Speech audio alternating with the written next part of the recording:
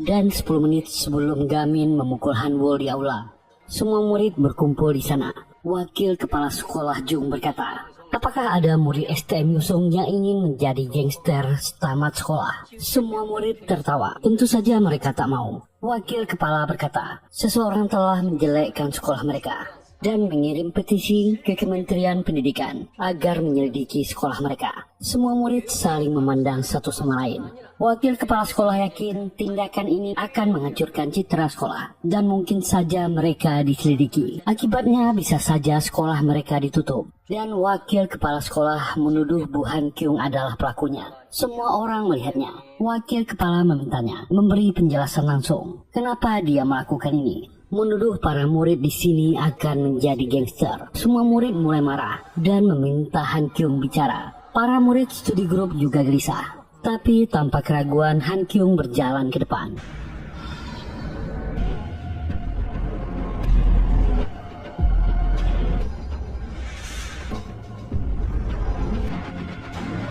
Dan mulai bicara. Sekolah kita STM Yusung dalam keadaan tak normal sekarang. Mereka semua tahu ada yang tak beres dengan sekolah ini dan cuma dibiarkan saja. Dan itulah yang menyebabkan gurunya Oh Jong Hwa meninggal. Semua orang kaget termasuk Gunyop. Ini masalah ibunya. Dan inilah peristiwa yang terjadi setahun yang lalu. Hari itu Oh Jong Hwa dan Han Kyung makan malam di sebuah restoran. Kebetulan hari itu gurunya Oh Jong Hwa berulang tahun. Dan seminggu lagi Han Kyung akan mengikuti ujian pengangkatan guru. Dan Jong Hwa menunjukkan foto Han Kyung waktu sekolah dulu. Han Kyung malu melihatnya. Dulunya dia adalah murid yang bandel. Dan dia bisa berubah. Han Kyung selalu mengejutkannya. Han Kyung bicara, dia tak menduga mantan gurunya ini pindah ke STM Yusung. Tapi dia yakin dengan keputusannya. Bu gurunya akan mengubah sekolah nakal itu. Dan dia berjanji juga akan lulus pengangkatan guru. Tepat 2 minggu setelahnya, ketika dia selesai ujian, Jong Hwa meninggal. Han Kyung menangis sedih di rumah duka. Dan di masa sekarang, Han Kyung berjanji dia akan membuat sekolah ini kembali normal. Dari orang-orang yang berusaha menghancurkannya. Di masa depan tak boleh ada lagi kekerasan dan perundungan dalam sekolah ini. Wakil kepala sekolah segera naik podium menyambar mic. Dan pintu dibuka. Gamin datang dan menghajar Hanwol.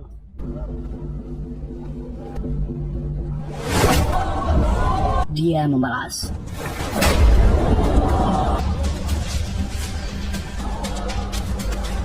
Mereka berhadapan. Gamin berkata, itu terasa sakit kan? Dia juga manusia. Berhentilah bersikap sombong. Tentu saja peristiwa itu membuat semua murid heboh. Dan semua orang membicarakannya. Itu sangat luar biasa. Gamin berani memukul Hanwol. Gamin adalah monster. Dan ketiga trio Cheol masih terduduk di atap. Mereka tak menyangka telah dikalahkan dan dihajar Gamin. Mereka berdua heran melihat Sun Cheol masih bisa belajar kosakata bahasa Inggris.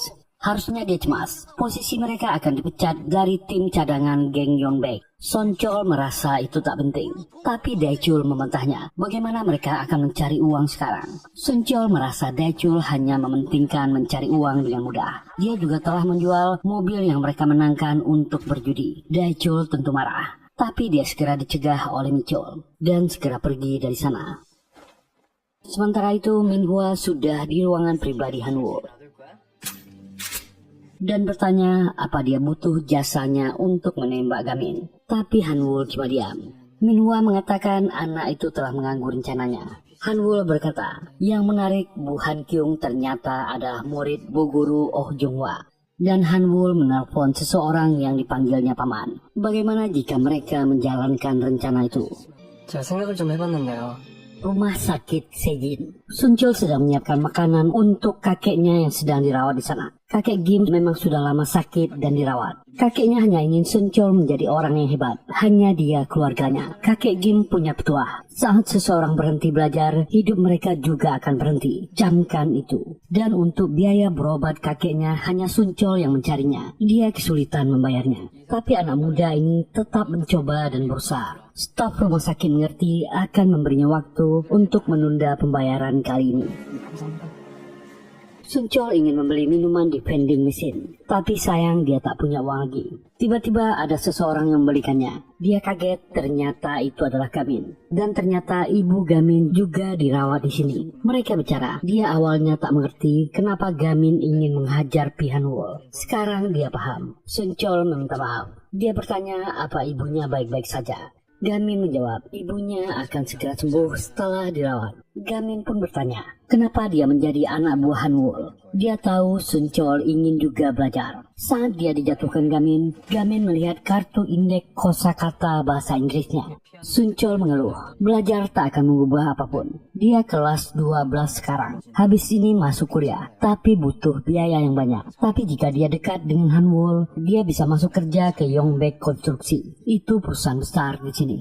Belajar sekarang tak akan mengubah apapun. Dan telepon masuk dari temannya Daechul, meminta Suncol untuk bersembunyi. Mereka sedang dikejar dan akan dihukum.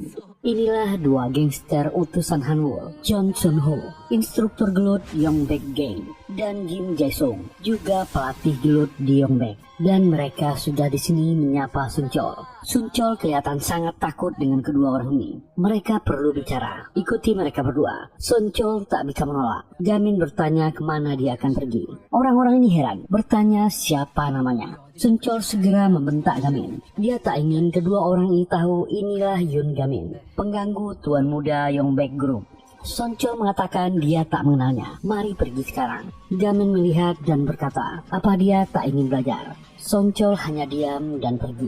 Tapi Suncol meninggalkan HP-nya. Telepon dari kakek Kim masuk. Dan Gamin sudah di kamar kakek Kim dirawat. Ternyata kakek Kim juga gila belajar. Walaupun dia sakit, dia sangat ingin lulus TOEFL.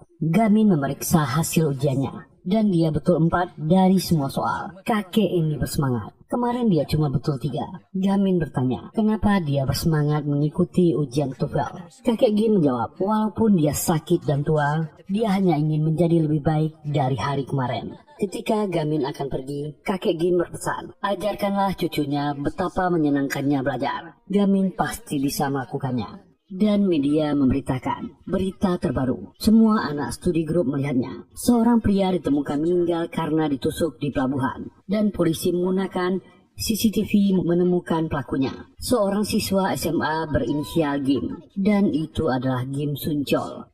Itu adalah seragam sekolah mereka. Suncol adalah siswa kelas 12, anak buah Hanwol. Gamin mengingat peristiwa tadi malam dan berpikir, dengan keadaan Suncol dia tak mungkin melakukan itu. Dan seseorang datang ke sana. Itu detektif Taiman yang ditemani Bu Han Kyong. Taiman bertanya, bukankah Gamin malam tadi bertemu dengan Suncol di rumah sakit? Gamin mengiyakannya. Dan Gamin diinterogasi di sebuah ruangan, memberitahu semuanya dan apa yang dibicarakan oleh Suncol. Tapi dia tak mengatakan Suncol dibawa pergi oleh 2 orang gangster. Saat Taiman akan pergi, Gamin bertanya, apa benar Suncol pelakunya? Taiman menjawab, saat ini hanya dia tersangka utamanya. Dia juga belum yakin, tapi tak ada bukti yang lain.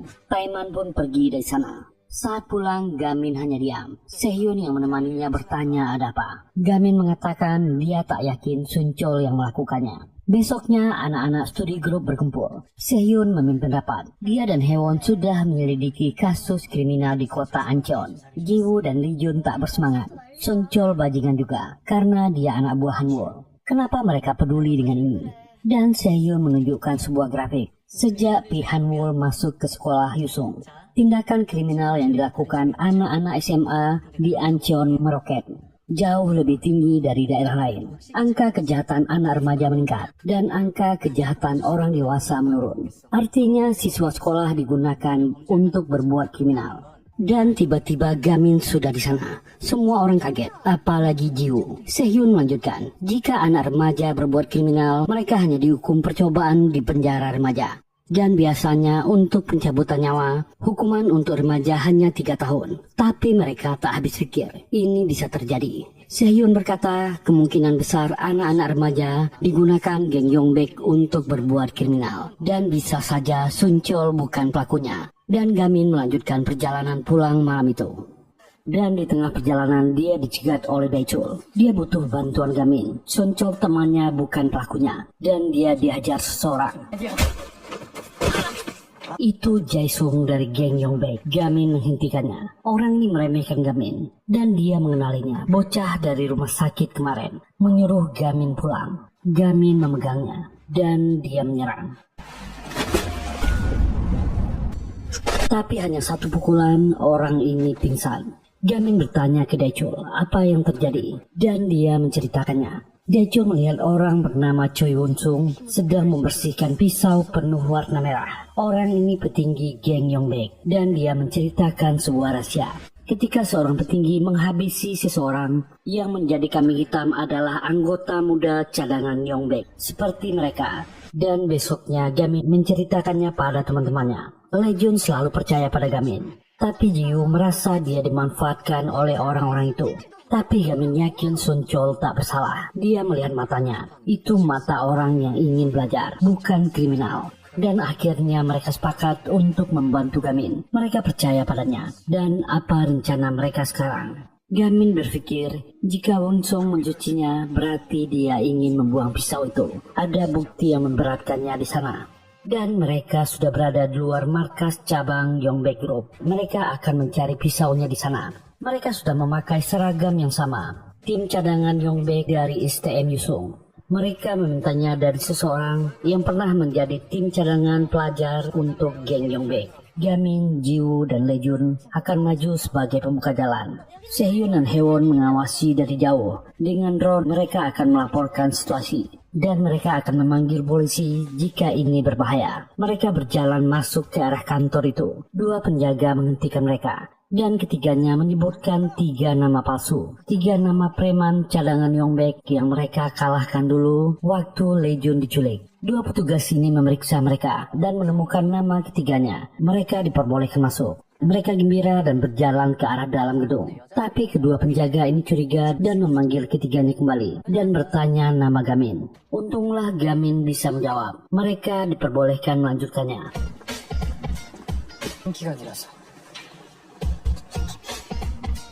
Tak lama mereka sudah di dalam gedung Yongbek. Ternyata sudah banyak para pelajar di sana. Akan ada pertemuan malam ini. Dan ternyata Sun Chol ada di sana. Sedang duduk di antara orang-orang. Hewon dan Sehyun mengamati gedung itu dengan drone.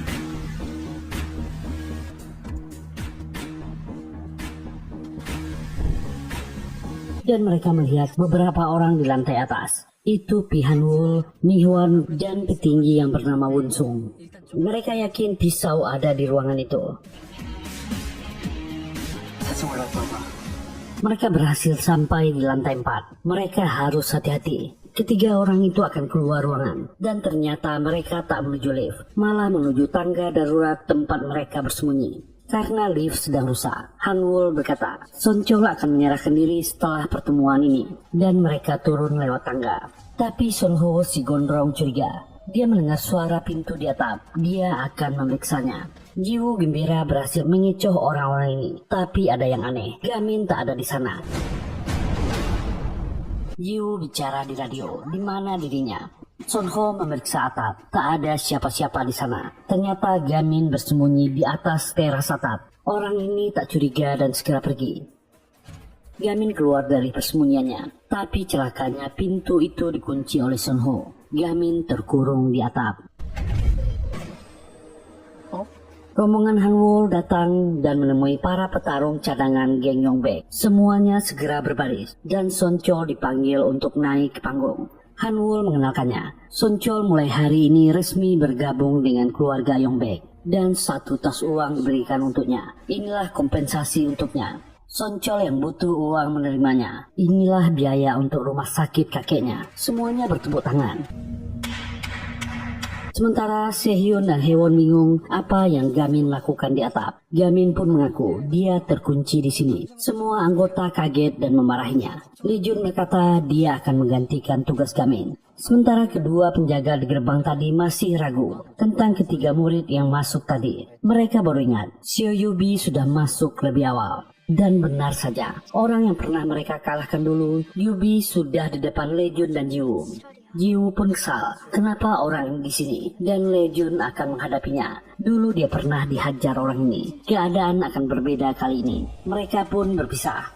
Yubi menyapanya, dari mana dia dapat seragam itu, dan kali ini dia akan menghajarnya dengan benar. Kedua orang ini saling memaki. Yubi mengeluarkan katarnya. Lejun tak takut dan maju.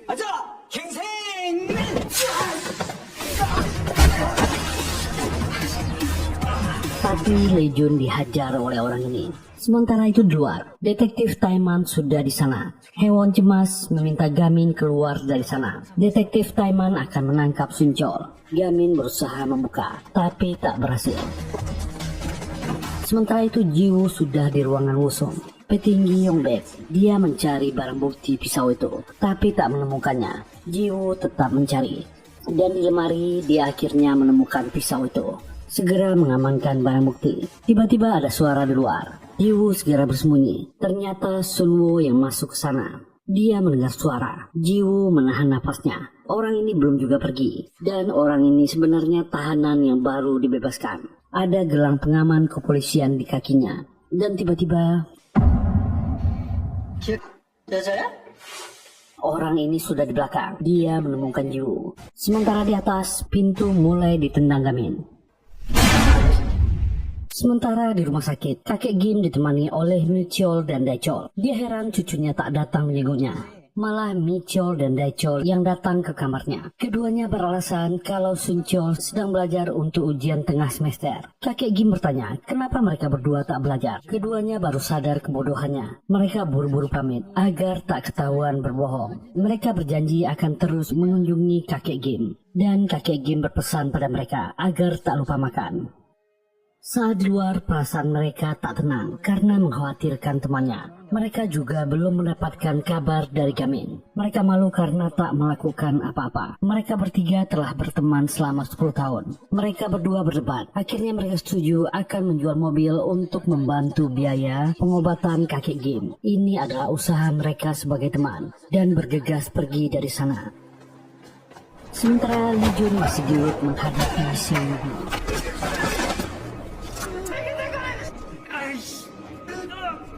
Orang ini membalikkan situasi dan mengancam Lee Jun. Dia tak takut berbuat kriminal dan keduanya kembali gelut.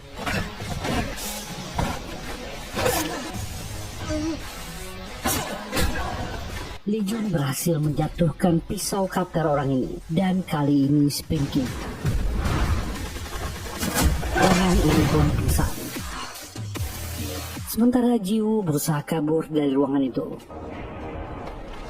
Shenho mengejarnya. Posisinya terjepit karena di depan Jae-sung menghalangi jalannya. Sementara pintu tak bisa dibuka. Jiwoo terjebak di antara mereka berdua. Mereka melihat pisau di tangan gadis ini dan menduga gadis ini tahu sesuatu.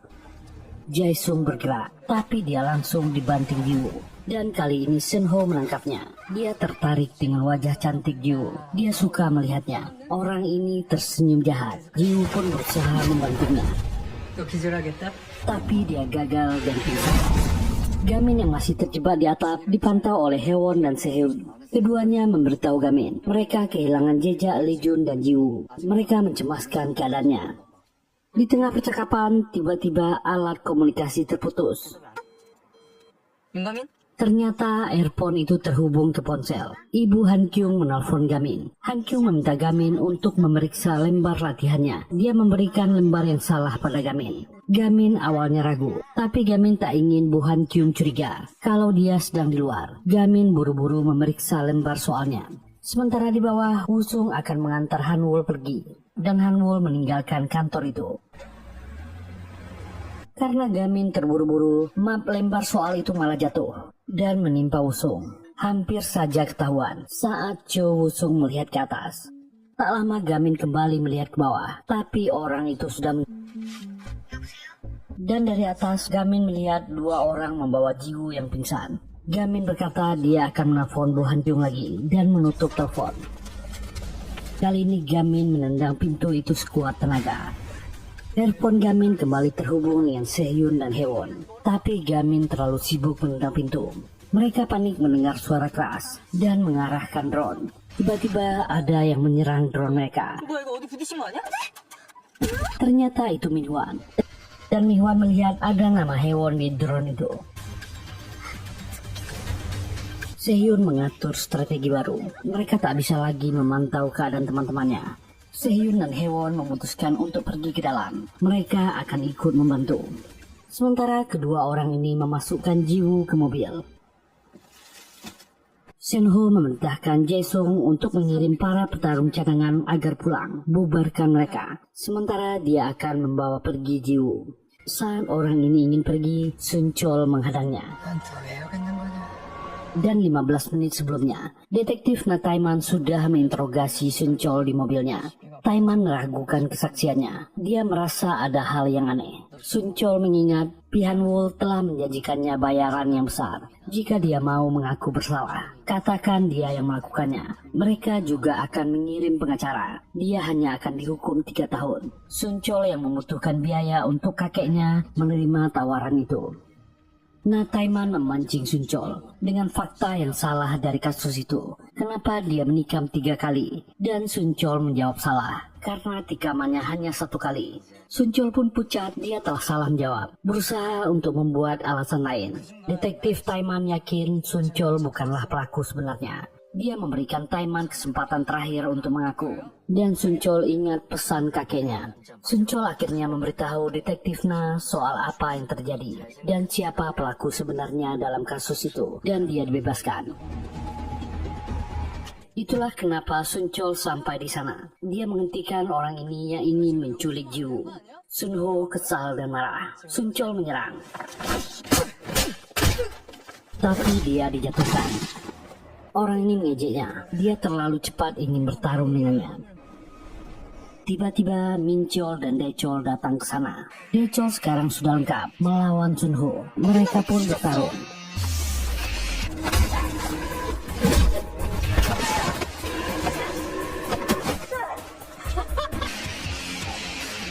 Jiwoo yang kembali sadar langsung mencari pisau barang bukti dan dia menemukannya. Jiwoo segera keluar dari mobil itu agar tak ketahuan oleh Sun Ho. Orang ini dengan gampang mengalahkan ketiganya. Dia kuat sekali.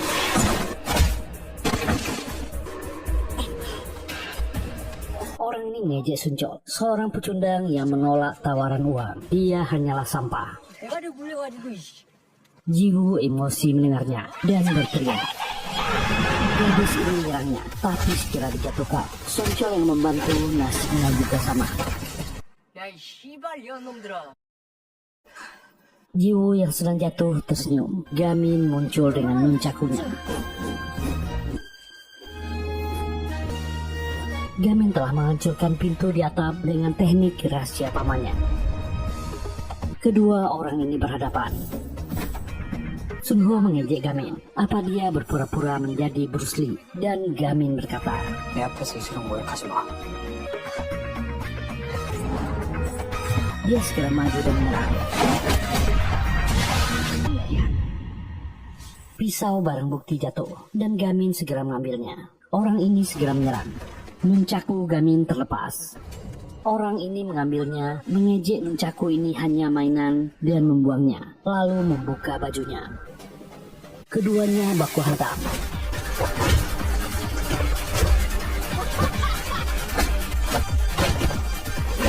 Awalnya berimbang dan Gamin terlempar. Sun Ho meremehkannya. Gamin bukanlah tandingannya. Rencana mereka tak akan berhasil. Gamin kembali bangkit. Dia membawa nunchaku, menduga Sun Ho lawan yang kuat. Tapi dia orang yang lemah, yang pura-pura kuat ingin merusak hidup orang lain. Dan Sun Ho kembali menyerang. Gamin menahannya.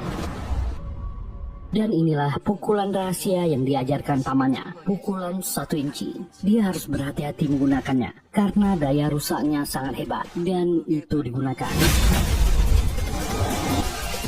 Sun Ho terlempar jauh dan cedera parah.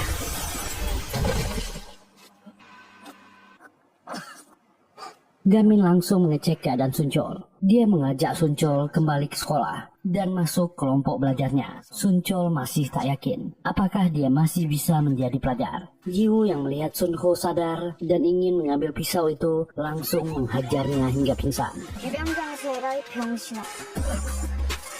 Jiwoo juga memarahi Suncol. Jangan banyak berpikir dan lakukan saja. Suncol pun tertawa mendengarnya. Tak lama Sehyun dan Hewon muncul, berteriak ingin menyerang. Semua orang di sana tertawa melihat tingkah mereka. Lalu Gamin teringat lembar latihan soalnya yang dibawa oleh Chu Sung dan dia langsung berlari mengejarnya. Chu Sung kabur dengan mobil. Detektif Na Taiman menghadangnya. Orang ini marah. Detektif Na turun dari mobil. Dia sudah tahu kalau Wusung adalah pelaku sebenarnya dari kriminal di pelabuhan Ancheon. Wusung masih tak mau mengaku dan menyalahkan Suncol. Dialah pelakunya. Taiman pun menghajarnya. Orang ini marah dan mengeluarkan senjata dari sakunya. Tiba-tiba Gamin datang dan membuatnya pingsan. Gamin hanya ingin mengambil map latihan soalnya. Saat melihat itu, dia memutuskan membantu. Taiman tersenyum padanya. Gamin dan teman-temannya kembali ke sekolah. Mereka sibuk mempersiapkan diri untuk ujian tengah semester. Lee Jun yang sedang dirawat pun belajar ditemani Jiwoo. Kakek Kim tersenyum melihat cucunya rajin belajar. Minchol dan Dachol berhasil menjual mobil mereka dan membayar biaya rumah sakit kakek Kim. Di hari ujian, mereka semua berusaha untuk mendapatkan hasil yang terbaik. Bahkan Jiwoo dan Lee Jun mengerjakan dengan sungguh-sungguh. 그렇다면 공부할게.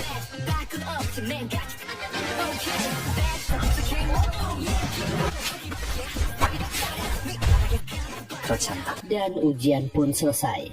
Lee Jun dan Jiwoo masuk ke kelas Gamin dan sibuk bertanya ke Sehyun apa jawaban yang benar. Gamin stres saat tahu jawabannya salah. Dia langsung kecewa.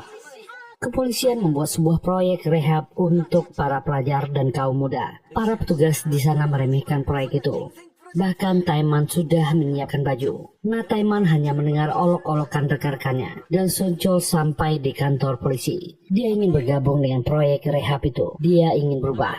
Nah, Taiman tersenyum mendengarnya. Bu Han Kyung menelpon Mi Hyun, ibu Gamin. Ibu Gamin sudah membaik. Mungkin sebentar lagi dia sudah boleh pulang. Berterima kasih pada Han Kyung yang sudah mengurus Gamin.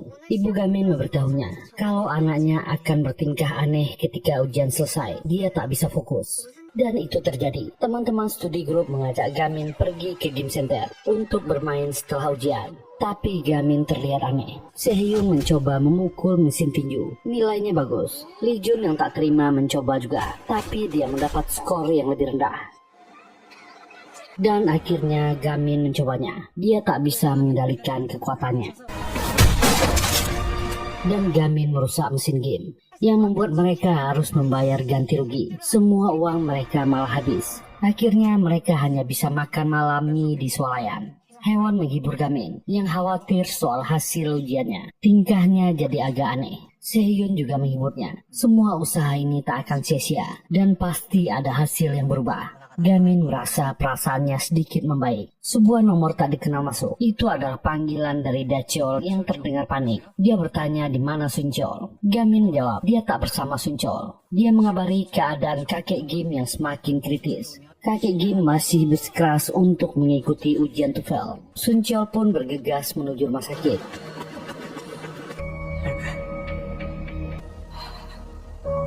Di tengah jalan dia dihadang oleh sekelompok orang. Mereka adalah petarung cadangan Yongbek yang protes. Gara-gara Wusung ditangkap, anggota cadangan dibubarkan. Mereka jadi tak bisa mendapatkan uang. Suncol yang diburu waktu pun melawan orang-orang ini. Gamin dan teman-temannya bergegas menuju rumah sakit dan dia membawakan soal ujian TOEFL yang didapatnya dari ibu Han Kyung. Ada temannya yang tutor di sana.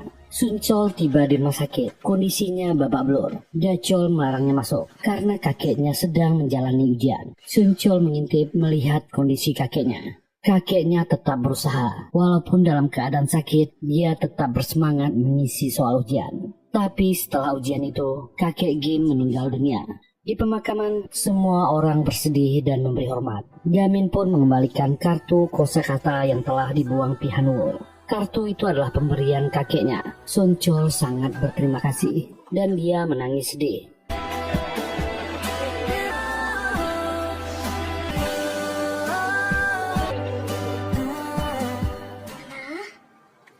Hasil ujian tengah semester telah dibagikan. Anggota studi grup berkumpul di ruangannya, mengecek peringkat mereka. Semuanya mendapatkan hasil yang lebih baik. Bahkan peringkat Lejun lebih tinggi dari Jiwoo. Sehun peringkat 1 sekarang. Semuanya naik hampir 10 peringkat. Mereka semua senang dengan hasil yang mereka dapatkan. Tapi mereka khawatir dengan hasil Gamin. Gamin tersenyum melihat hasil yang dia dapat. Peringkatnya telah naik 10 tingkat. Mereka semua bangga dengan pencapaian mereka. Usaha mereka selama ini tak sia-sia. Bu Han Kyung sangat bangga dengan murid-muridnya. Dan dia menagih janji kepala sekolah yang akan mengusut kasus Pi Hanwol. Jika peringkat anggota studi grup naik 10 tingkat. Kepala sekolah menepati janjinya. Dia mengadakan rapat komite disiplin untuk membahas Pi Hanwol. Semua murid kaget melihat pengumuman itu. Sun Chol akhirnya diangkat menjadi ketua komite disiplin siswa. Dia menghentikan Hanwol yang ingin masuk dengan mobil ke dalam. Untuk pertama kalinya, Pi Hanwol harus berjalan kaki menuju gedung sekolah. Kebetulan anggota studi grup melihat itu. Jiwoo meneriaki Hanwol. Bagaimana rasanya jadi orang biasa? Hanwol menatap tajam ke arah Gamin. Saat jam sekolah berlangsung, semua murid tiba-tiba saja duduk.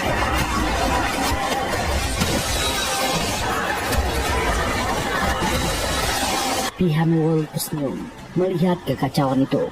Kekuasaannya masih bisa mengontrol murid-murid STM Yusung. Dan studi grup part 3 berakhir. Hanya tinggal part terakhir minggu depan. Yang penasaran boleh baca komiknya. Dan semuanya detail di sana. Karena di serial ini banyak sekali bagian yang di dalam komik yang dipangkas. Semoga terhibur. Terima kasih sudah meluangkan waktunya di channel ini. Kalau nggak keberatan, mohon dukungan teman-teman untuk kami. Silahkan tekan tombol like, subscribe, dan nyalakan loncengnya. Semoga kita semua diberi kesehatan dan rezeki yang lancar. Kita jumpa lagi di serial atau film kami selanjutnya. Bye.